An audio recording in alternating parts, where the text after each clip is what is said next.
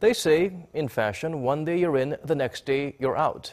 But then some trends earn a second lease in life. Certain things just age better than others, and you get a renewed sense of appreciation for these icons of bygone eras.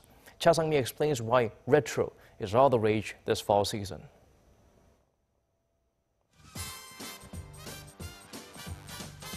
Teenagers dressed in double denim and 80s school uniforms take to the runway and strike poses.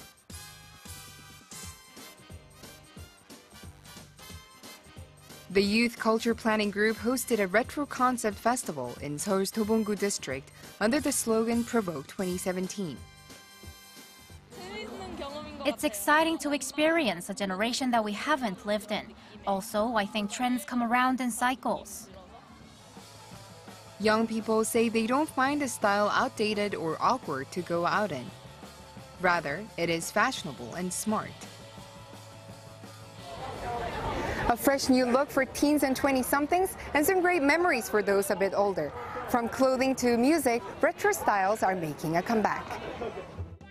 This nostalgic trend is not just rampant among youth, but also among celebrities. Many of the 2017 Seoul Fashion Week attendees showed up wearing a modern retro style. So why does the younger generation enjoy this kind of fashion?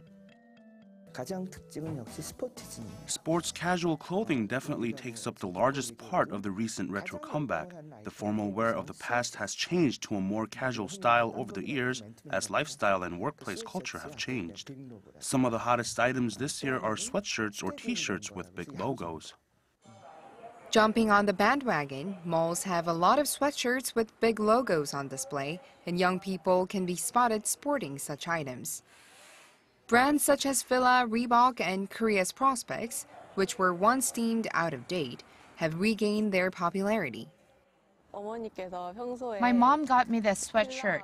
At first, she recommended the brand since she used to wear them all the time when she was young. But as I wore it, the brand grew on me over time. It's really comfortable and cute. Music is another area that is experiencing a retro boom. With some recent movies set in the 70s and 80s, LPs, cassette tapes, and Polaroids have shown a revival. And it's not just middle-aged consumers buying LPs as nostalgia. In fact, the major consumers, over 50%, are in their 20s and 30s.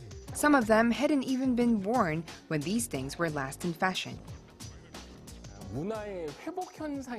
We can call retro a cultural recovery phenomenon. Although we live in a period where smartphones provide multiple functions, people now are looking for cell phones that only allow calling or cassette tapes for just listening to music. Culture critics view this situation in a positive light, as they believe this accumulated culture from the past can add something to people's lives today. Retro culture has permeated the entertainment industry. A retro cafe in downtown Seoul has arcade games from 80s and 90s. Life was a lot harder in the past. Even getting a simple piece of information was very difficult. Now, since we have access to the internet, we can look up what it was like in the past and try to enjoy the things we couldn't enjoy back then. Visitors say they have bittersweet feelings when playing classic arcade games such as Street Fighters and Super Mario. Playing these games reminds me of the time I used to pull all-nighters with my friends and my past love. Just as listening to old music reminds you of a specific moment, playing old games reminds you of some great memories of the past. Culture experts say retro is a reinterpretation of older trends. It tries to resolve current problems with lessons drawn from the past. Culture always comes with continuity. Retro is a culture itself in which those who live through the period are introduced to it. And for those who haven't experienced the period, retro comes down to peculiarity and curiosity. And one thing for sure, the current trends and culture will also in a decade or two become retro. Cha Sang-mi, Arirang News.